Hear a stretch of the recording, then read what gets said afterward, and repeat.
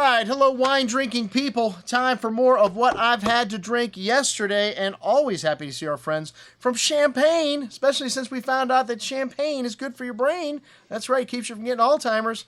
And if you got Alzheimer's, it slows it down.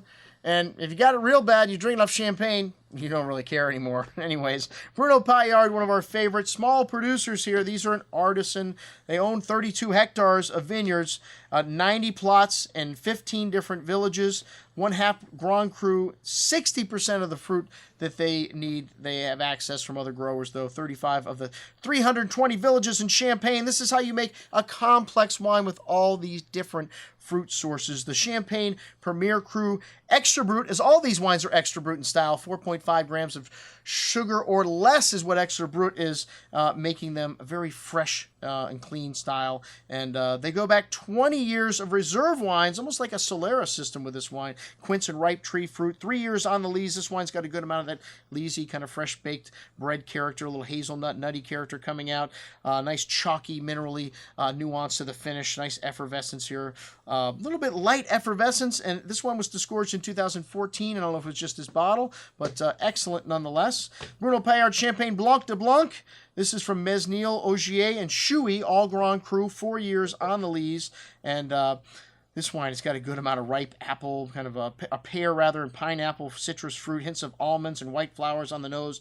A really nice, rich, creamy texture. One of the things I love about Blanc de Blanc, and a nice hand of minerality in this wine. White flowers and a wonderful freshness here in all these wines. Most excellent juice. One of my favorite wines of the day, the Assemblage Extra Brut from Bruno Paillard, 2008. And all of his wines has got to have a disgorgement date on the back, which I love.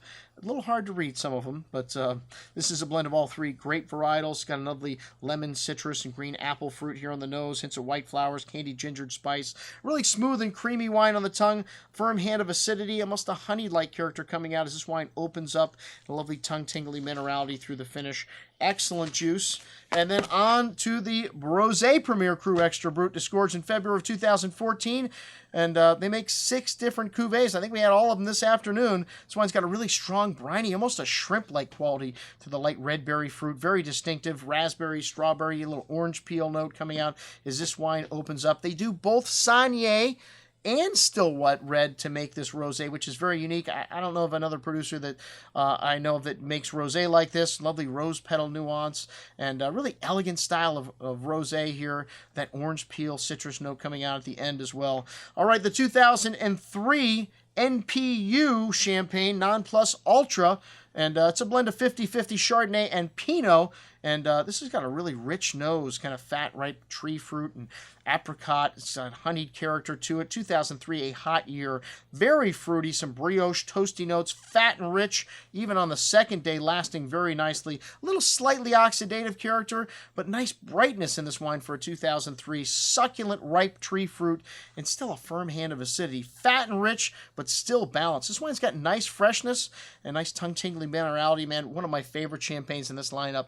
Most excellent juice. All right, and then the 2014 Chateau de Sarrins Cote de Provence Rosé.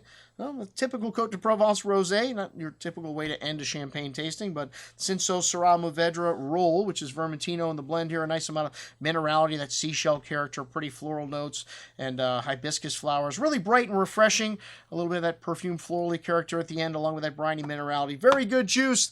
And like I said, thanks for stopping by. We're always happy to see our friends from Champagne. That's what we had to drink with Bruno Paillard. I'm your host, Andrew Lampasoni, signing off for the Wine Watch, saying, remember, always drink the good stuff first.